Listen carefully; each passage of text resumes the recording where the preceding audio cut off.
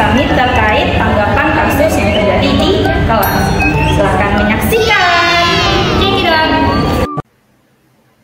Baiklah, saya Syafiratul Mar'ah selaku moderator yang akan memimpin jalannya presentasi pada hari ini. Untuk kasus yang pertama, yaitu yang akan dijelaskan oleh Saudara Yelda Oktriviani, kepada Saudara Yelda Oktriviani dipersilahkan. Baik, terima kasih kepada moderator. Saya akan menanggapi kasus 1. Pada kasus 1 ini, bayangkan jika Anda adalah seorang guru matematika di kelas 7. Saat ini Anda hendak menyampaikan materi mengenai matematika sosial, yakni mencari nilai rata-rata atau MEAN. Untuk memudahkan peserta didik dalam memahami pembelajaran, Anda mencoba untuk membuat urutan atau langkah-langkah yang perlu diikuti oleh peserta didik agar dapat mencari nilai rata-rata pada sebuah soal. Anda meminta kepada peserta didik untuk mengerjakan soal yang Anda berikan. Hasilnya, peserta didik mampu mengerjakan dengan benar, sesuai dengan langkah yang telah Anda siapkan. Beberapa saat kemudian, Anda meminta lagi pada peserta didik untuk mengulangi soal yang sama tanpa melihat urutan pengerjaan soal, dan peserta didik mampu mengerjakannya dengan benar. Oke, pada kasus ini terdapat 2 soal. Yang pertama, menurut Anda, apa yang membuat peserta didik mampu mengerjakan soal dengan baik pada percobaan kedua, tanpa melihat urutan atau langkah pengerjaan soal? Nah, pada jawaban pada soal yang pertama ini dari kelompok kami yaitu peserta didik mampu mengerjakan soal dengan baik pada percobaan kedua karena guru memberikan kemudahan pada peserta didik dengan mengurutkan atau memberikan langkah-langkah dalam mengerjakan soal, yang mana ini akan mudah diingat ataupun dipahami oleh peserta didik.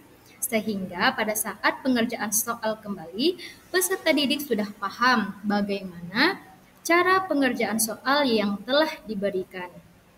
Kemudian, peserta didik sudah biasa berlatih dalam pengerjaan soal tersebut.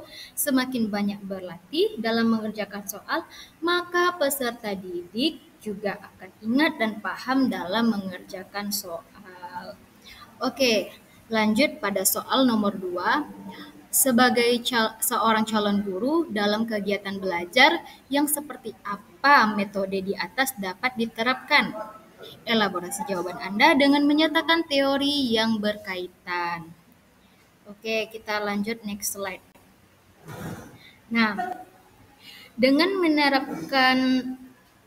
menerapkan metode guru seperti mengarahkan dan memberikan banyak latihan kepada peserta didik, maka peserta didik akan mudah paham dan mengingatnya.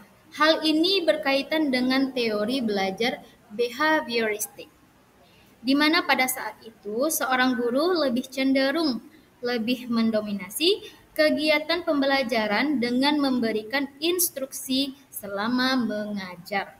Kemudian, guru memberikan pengulangan pembelajaran bisa berupa latihan dan lainnya agar peserta didik mempunyai keterampilan dalam mengerjakan soal.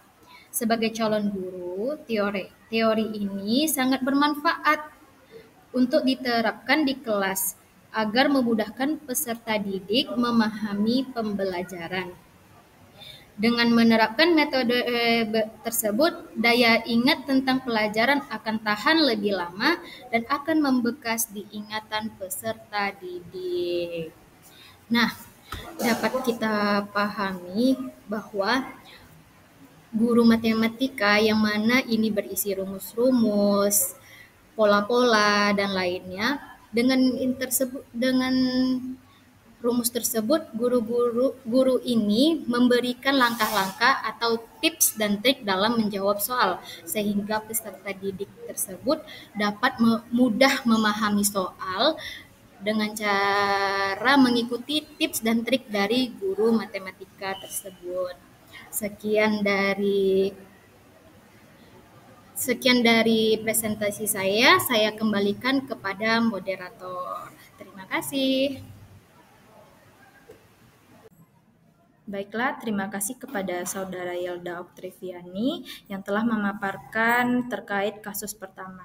Nah, selanjutnya untuk kasus yang kedua yang akan dijelaskan oleh Saudara Yeni Elma Fitri. Kepada Saudara Yeni Elma Fitri dipersilahkan. Baiklah, terima kasih saya ucapkan kepada moderator. Saya akan menanggapi kasus yang kedua. Rina adalah seorang guru di kelas 1 SD. Sebagian besar peserta didiknya belum bisa berhitung dengan lancar.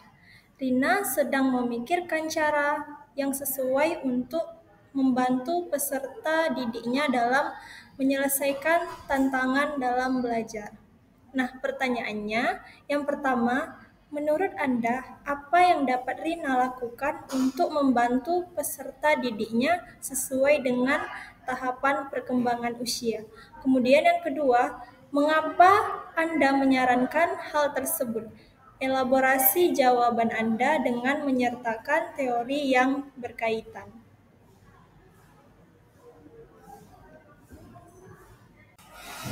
Nah, pada kasus tersebut, peserta didik yang berusia 7 tahun masih memiliki reaksi yang lambat dan kurangnya pemusatan perhatian pada sesuatu.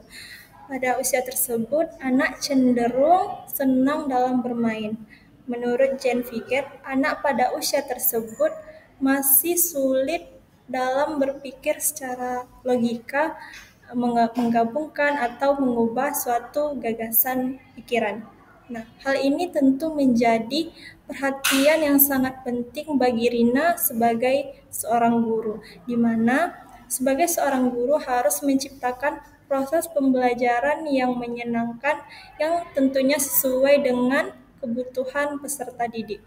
Oleh karena itu, sebagai seorang guru bisa melakukan pembelajaran yang sesuai dengan lingkungan peserta didik. Contohnya, Rina bisa mengaitkan hitung-hitungan dengan permainan seperti congklak. Nah, dengan menyediakan permainan tersebut, anak-anak bisa belajar sambil bermain. Nah, hal ini berkaitan dengan teori belajar konstruktivisme, yaitu dengan menyediakan benda-benda yang ada di sekitar dan permainan yang berhubungan dengan hitung-menghitung. Nah, dalam situasi tersebut, siswa telah dihadapkan dengan keadaan yang nyata yang ada di lingkungan sekitar. Rina sebagai guru akan bertugas sebagai fasilitator dan membimbing peserta didik dalam menggali ilmu pengetahuan yang didapatkannya melalui pengalaman-pengalaman belajar. Nah, sebagai seorang guru tentunya kita harus bisa menciptakan proses pembelajaran yang menyenangkan yang tentunya sesuai dengan kebutuhan peserta didik. Baiklah, terima kasih kepada Saudara Yeni Elma Fitri yang telah menyampaikan mengenai kasus yang kedua.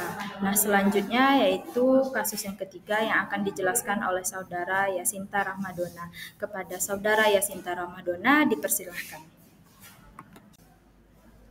Baik, terima kasih kepada moderator. Di sini saya akan memaparkan serta memberikan tanggapan terhadap kasus ketiga. Made adalah seorang guru yang mengajar di salah satu sekolah negeri di wilayah Bali.